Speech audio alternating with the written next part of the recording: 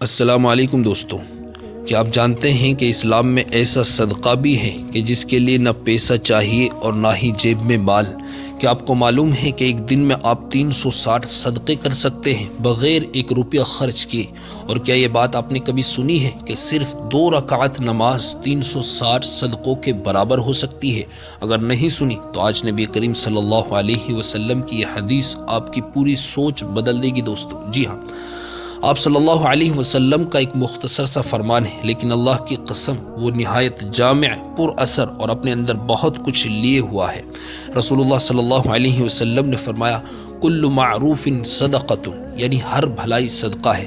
میرے عزیزو، یہ ایک جملہ نہیں بلکہ ایک انقلاب ہے۔ یہ جملہ اس سوچ کو توڑ دیتا ہے کہ صدقہ صرف مالداروں کا کام ہے۔ یہ جملہ غریب کو بھی اللہ کے دربار میں نیکی کمانے کا حق دیتا ہے۔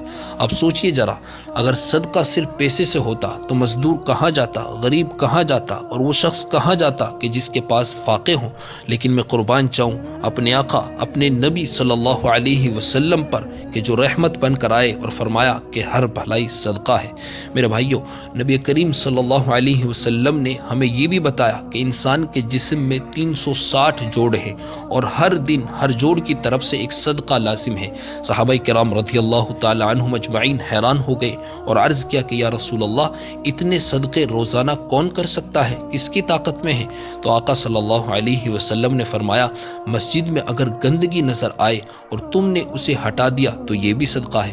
راستے میں کوئی تکلیف دینے والی چیز پڑی ہو اور تم نے اسے ہٹا دیا تو یہ بھی صدقہ ہے۔ اور اگر یہ بھی نہ کر سکو تو فرمایا کہ چاشت کی 2 رکعت نماز ان سب کی طرف سے کافی ہو جاتی ہے۔ کیوں؟ اس لیے کہ نماز میں انسان کا ایک ایک جوڑ اللہ کی عبادت میں حرکت کرتا ہے، اور جب ہر جوڑ عبادت میں لگ جائے تو وہ بھلائی ہے، اور ہر بھلائی صدقہ ہے۔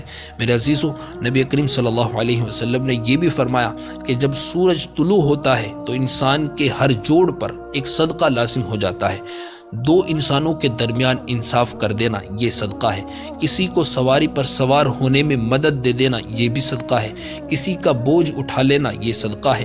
اللہ کا ذکر کرنا صدقہ ہے۔ سبحان اللہ، الحمدللہ، اللہ اکبر کہنا یہ سب کے سب صدقہ ہے۔ نماز کی طرف بڑھایا گیا ہر قدم صدقہ ہے۔ کسی کو راستہ بتا دینا یہ بھی صدقہ ہے۔ راستے سے تکلیف ہٹا دینا یہ بھی صدقہ ہے۔ میرے بھائیو، یہ دین ہمیں یہ نہیں کہتا کہ تمہارے پاس کیا ہے، یہ دین پوچھتا ہے کہ تمہاری نیت کا ہے۔ اگر نیت اللہ کے لیے ہے تو تمہاری زبان بھی صدقہ ہے، تمہارا اخلاق بھی صدقہ ہے، اور تمہاری خاموش خدمت بھی صدقہ ہے۔ اس لیے یاد رکھو، کسی نیکی کو چھوٹا مت سمجھو، کسی بھلائی کو حقیر مت جانو۔